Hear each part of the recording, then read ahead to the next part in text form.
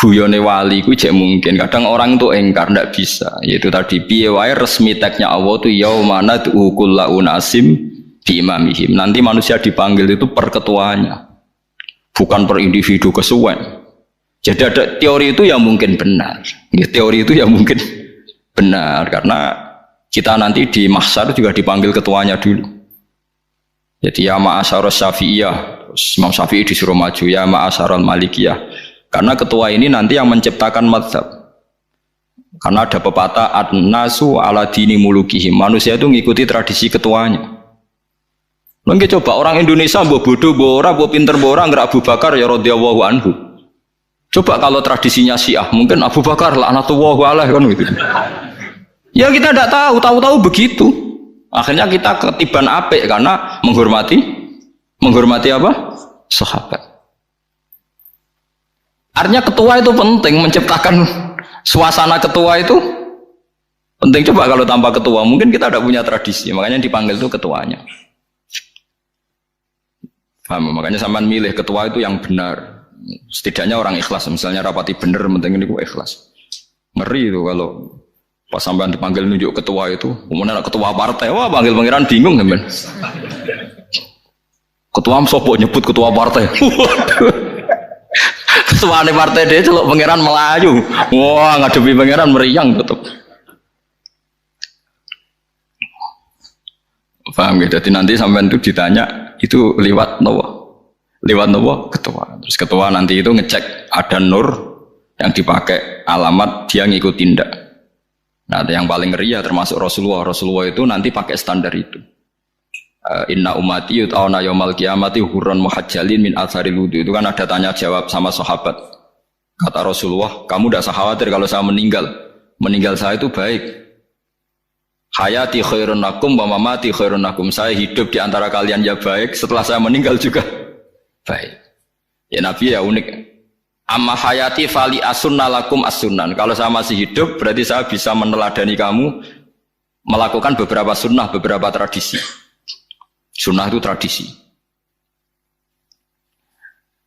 Jadi orang kudu artinya sunnah itu wajib atau sunat. Buktinya di Quran ada sunnatallahi latif sunnatullah fil ladzina khalau min qabl. Jadi sunnahnya, tradisinya Allah menghukumi orang-orang dulu. Itu bisa orang benar, bisa orang tidak apa? Benar. Kata Nabi, kalau saya masih hidup, fali asunna lakum asunan, saya bisa mentradisikan kamu beberapa sunnah, bisa wajib, bisa sunnat. Wa amma wafati ya khairun lakum. Kalau saya sudah meninggal nanti juga bagus. Mergo aku nak SK pundhut jare Nabi aku jejer pangeran. Dadi nak roh kowe apik, saya muji Allah, nak roh kowe elek langsung saya minta ampunan kepada Allah. Dan semua umatku nanti diampuni. Terus Nabi mulai menangis, tapi ada beberapa masalah. Ketika orang-orang itu ternyata umatku, mau saya ajak ke surga, kata Tuhan, kata Allah, innahum qad ahdatsu ba'dak. Mereka ini bikin aturan aneh-aneh setelah kamu Muhammad. Terus fa'aqulu suhqan ya sudah kalau gitu tak tinggal ke surga, tidak ikut masuk surga. Nah kemudian ulama berdebat ahdatsu itu apa? So, ada yang itu bid'ah gitu, macam-macam.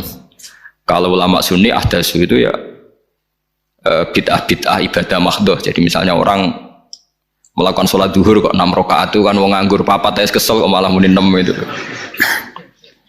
Utawa duhur kok mau 3 rakaat itu kan ya itu bid'ah. Karena ibadah mahdhah. Tapi kalau masalah sosial itu fleksibel.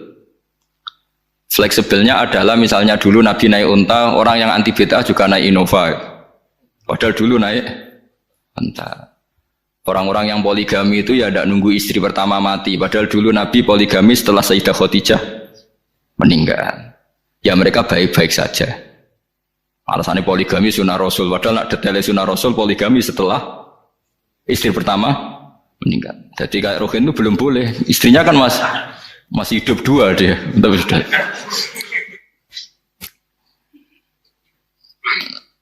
Nah, buatan artinya kalau sampean memaksakan gitu. Sampean kalau nggak percaya saya bacakan ayat. Wal khailah wal bihola wal hamira litarkabuha wazina. Kamu bisa naik kuda, naik unta, naik himar. Setelah kamu naik dan kamu tenang di atas punggungnya, litastawu ala zuhuri summa tazkuru ni'mata rabbikum idza stawaitum alaihi wa taqulu subhanalladzi sakhkhara lana hadza ma kunna lahu mukrin. Artinya ketika kita naik onta zaman dulu dan teksnya memang onta, itu terus kamu baca subhanalladzi sakhkhara lana hadza. Apakah sekarang kesunatan baca itu kalau yang ditumpai onta, sehingga kalau yang naik Innova tidak usah baca itu gitu.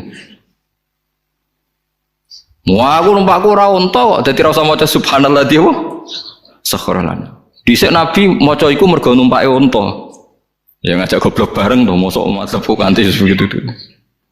Makanya sensitif, bakas bid'ah Anda itu sensitif, tidak usah dibahas, biasa saja. Nek senak ra cocok ya diam aja. Sudah, soalnya nek ra cocok ora sampe nglakoni tapi tidak usah komentar karena jelimet.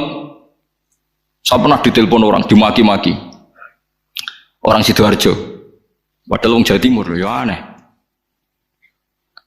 Karena ada orang matur Rasulullah namanya Abdullah bin Amr. Ya Rasulullah, saya ini kuat puasa terus. Kata Nabi, jangan puasa 1 bulan 3 hari saja itu sama dengan 1 bulan penuh, karena 1 puasa sama dengan 10. Masih balelo terus termasuk menyangkut Quran. Ya Rasulullah, saya ini tiap hari khatam Quran, jangan 1 bulan sekali saja baru khatam. Enggak ya Rasulullah, saya ini ingin sering khataman. Ya sudah, kalau gitu seminggu sekali sab'a layal. Saya lebih kuat ya Rasulullah, 3 hari. 3 hari saja khatam sekali. Iqra'hu fi salasin, kata Nabi. Ya Rasulullah, saya lebih kuat ketimbang itu. Tidak ada yang lebih baik ketimbang itu, kata Nabi. Kemudian orang itu anti semaan, karena semaan itu kan 1 hari khatam. Paham ya? Maksudnya hadis tadi yang di Bukhari dipakai dalil anti apa? Semaan, karena semaan itu 1 hari apa? Lewat telepon pertama lewat santri saya, terus lama-lama lewat telepon. Saya tanya, kamu bacanya hadis kira-kira sama saya banyak mana? Kayaknya banyak jenengan. Terus saya tanya, betul Nabi menyuruh khatam tiap 3 hari? Ya. Betul Nabi nyuruh khatam tiap 1 bulan? Ya. Ya sudah, lakukan saja. Anda sering nggak khataman tiap 3 hari? Tidak pernah, setahun aja tidak mesti. Lah iya, kalau Nabi melarang baca Quran tiap hari kamu setuju, tapi Nabi nyuruh tiap hari khatam kamu tidak setuju. Nggak apa-apa, kamu anti semaan tidak apa-apa, tapi lakukan perintah Nabi tiap 3 hari khatam. Menang deh. Jadi lah itu maksud saya.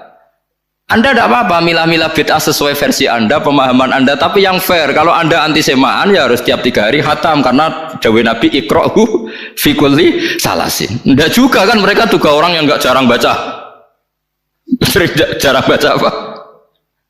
Lah itu nggak fairnya di situ. Makanya dia biasa mawon. Cuman semaan apal Quran semaan. Nah apal Quran ya wiridan, malah lucu tuh apal Quran kok semaan. Ya ngono ae nek hafal ya nyemak kan, kok nek kesel ya mulai. Jadi bang nyemak sampai geremeng. Bariku mangan entek akeh kan malah lucu. Wong nyemak ya udah kurang ajar. Jajal kok nyemak kifa delok ngarep mbek guri tok, wis kembar ya wis. Aku seru kelakuane wong nyemak. Kan ndekne ra hafal kan ya. Biasane nyegat guri to. Mau agar gurine kembar pojok ya. Wis. Mau agar gurine pojok kembar. Ya sing semaan akhire pinter sing maca kembar gurine. Paham gitu, terus wau gitu, tohuron gitu, alatnya memahami Quran secara luwat. Quran bagaimanapun bilisanin arabiyim mubin. Ada ulama yang berpendapat tohir itu dimubalaghahkan tohur, seperti ghafir, ghafur, syakir, syakur. Sebab itu menurut mazhab ini tidak ada air apa mustamal. Tapi kita biasa mazhab Syafi'iyah apa? Ada apa? Ada mustamal. Itu masalah-masalah istihadiyah. Ini masalah-masalah istihadiyah. Kalau masalah istihadiyah tadi pendapat saya benar, mungkin salah. Pendapat Anda salah, tapi ya mungkin benar itu. Wa anzalna minas sama ima antahura. Mutahhiron tegese banyu iku sing nyucekno. Linuhya supaya maringi urip ingsun. Bihi sebab anane banyu baldatan ing daerah maitan kang mati. Jadi istilah resmine pangeran ya, aku nak nguripno bumi iku ya nganggo lantaran banyu.